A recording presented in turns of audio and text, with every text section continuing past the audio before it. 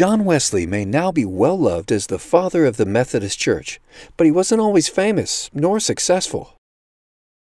In 1735, when he was 32 years old, he set sail from England across the Atlantic, where, as an Anglican minister, he was going to pastor the British people who had colonized Savannah, Georgia. There was a sudden great storm at sea, and he was gripped with fear. To his amazement, the German Moravians on board the same ship were not. They were calm and sang hymns of praise. "We are neither afraid for ourselves nor for our children," they said.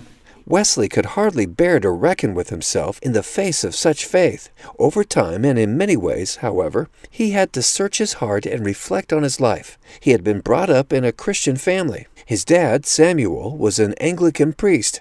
His mom, Susanna, conducted rigorous religious training at home for her children. There was no escaping Greek and Latin proficiency, and John and his siblings were expected to memorize chunks of the New Testament, and they even learned Greek and Hebrew to read the Bible in the original language. There was arguably even a miracle in his early years. As a 6-year-old, John was trapped by a raging fire that eventually destroyed his home. Rescued from a second-story window by a man standing on another man's shoulders, he was a brand plucked from the burning, as he would later say. His mother deemed this a sign from God that there was a special purpose for his life. Wesley went through university at Oxford as a young adult. When he returned later to tutor, he was invited to join as spiritual director the holy club started by his brother Charles.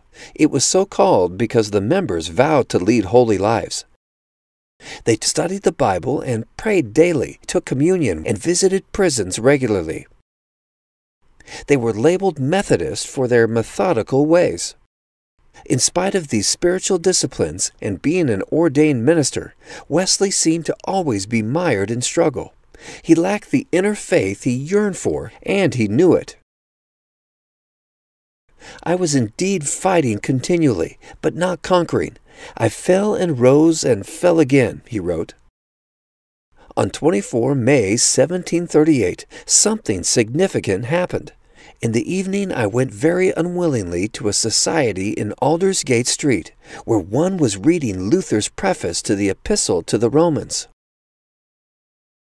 About 9:15, while he was describing the change which God works in the heart through faith in Christ, I felt my heart strangely warmed. I felt I did trust in Christ alone for salvation, and an assurance was given me that He had taken away my sins, even mine, and saved me from the law of sin and death. By the providence of God, George Whitefield, an Oxford Holy Club friend, was preaching in Bristol around this time. Poor working people, especially coal miners, were coming to Christ in droves. Whitefield needed help to attend to their needs. Wesley was unsure about Whitefield's practice of preaching outdoors, but decided to lend a hand. He soon became the new leader of this growing movement.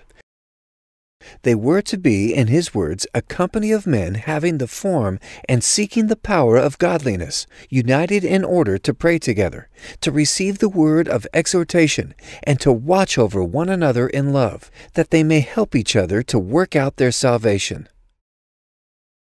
At first his followers met in private home societies. As these grew, Wesley started classes of 11 members with one leader, meeting weekly. They started schools for poor children, orphanages, and clinics. Everywhere they could, in whatever way they were able, they strived to do good.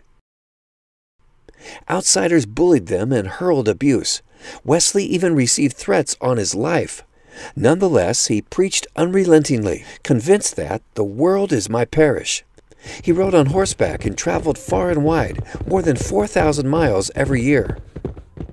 He never shied away from preaching in any place where people could gather, and once even used his father's tombstone as a platform. In total, he is said to have preached 40,000 sermons by the time he died at age 87. Thus, in the midst of clear and present revival, was the Methodist Church born. It eventually transformed the English-speaking countries of the world.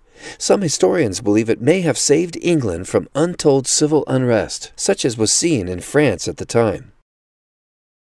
By the end of his life, he was greatly loved and appreciated. His exhortation to Christians to always press on toward entire sanctification still rings true. He wrote, "I always observe, wherever a work of sanctification breaks out, the whole work of God prospers." May it be so even in our time, and may we be encouraged by Wesley's life and faithful service to also follow Jesus with all our hearts, no matter how difficult the road.